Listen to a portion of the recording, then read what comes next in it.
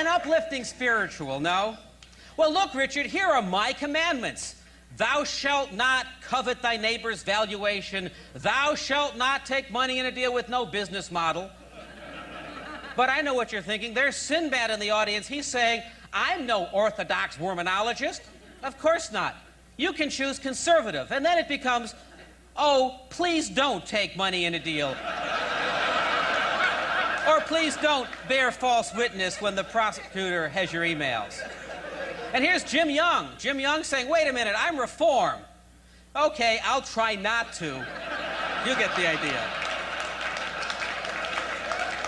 Well, you know, if we're going to build a religion, we have to tell someone, and that's why we've generated a press release. So let's take a look at this exciting news from today. Seventh-day Wormanism launched at TED, Founderism's title of Worman Dervish. And it's announced that you've embraced a fuzzy God who's transcendent, much like the web itself, and to celebrate, you're giving us all Manischewitz to compliment the caviar yesterday. There's other news on your site. For example, look, scientists proclaim that the Shroud of Redmond is authentic.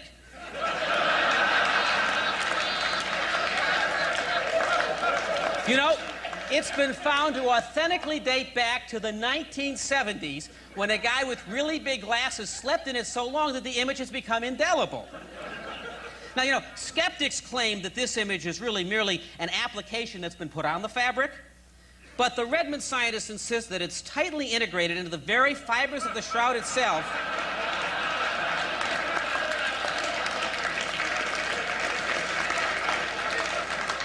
And I believe they have the video to prove it.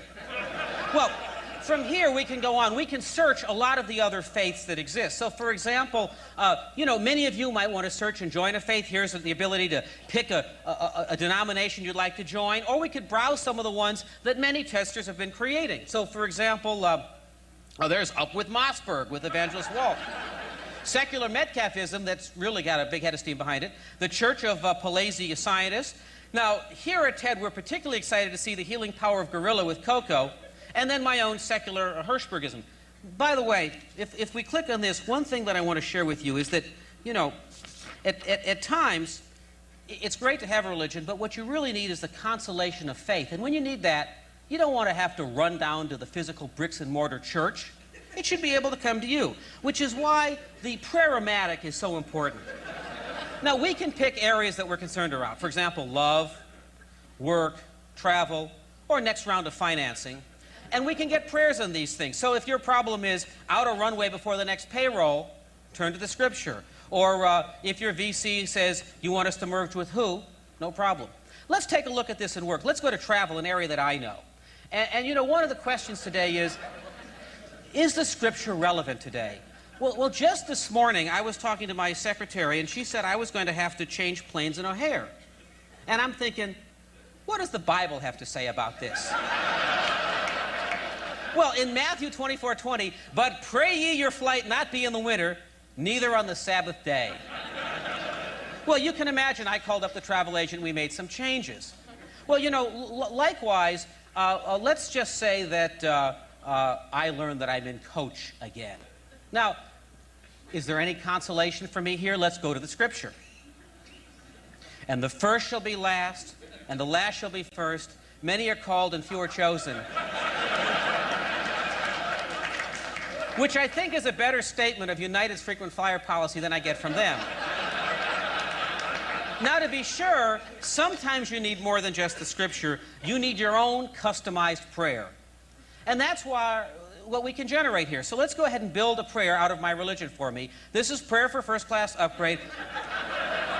O thou who guides the birds in flight, as I slam dance before you, please grant me favor of a first class upgrade. Grant me the cunning to tell a convincing story to that officious functionary who stands guard over the keyboard, so on and so forth.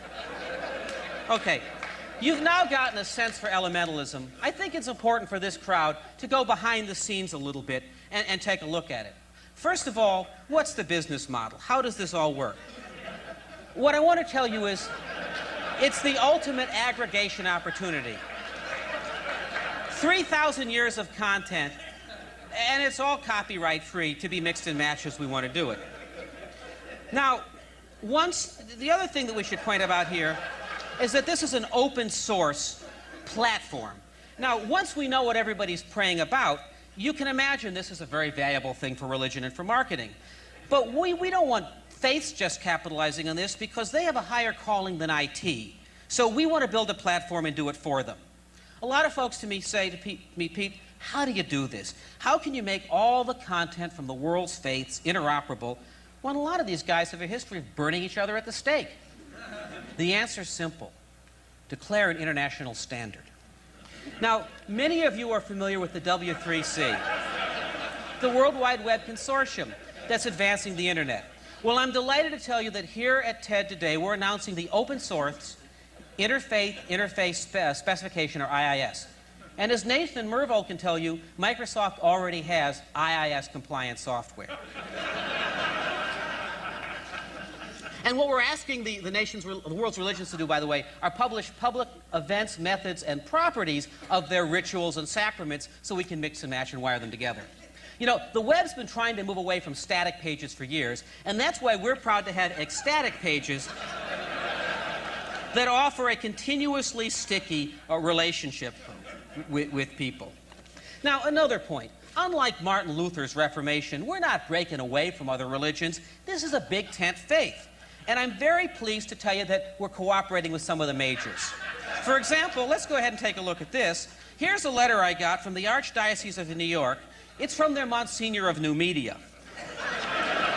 And he writes, hey, we can not only offer high Mass and low Mass, but any Mass in between. And he observes that A.C. Nielsen says that the sacrament of shopping is more popular than any other. Wine's a big seller online, and no one's doing sacramental varietals, so maybe that's their niche. Well, the world has leaders and followers. Many people will found faiths, but only a few will, go on to become big. A lot of others will align with other faiths.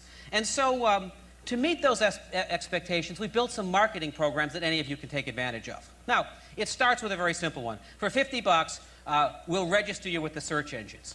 But for a bit more, look what you can get. An exclusive appearance on ZDTV. Preferred placement on Zap.com.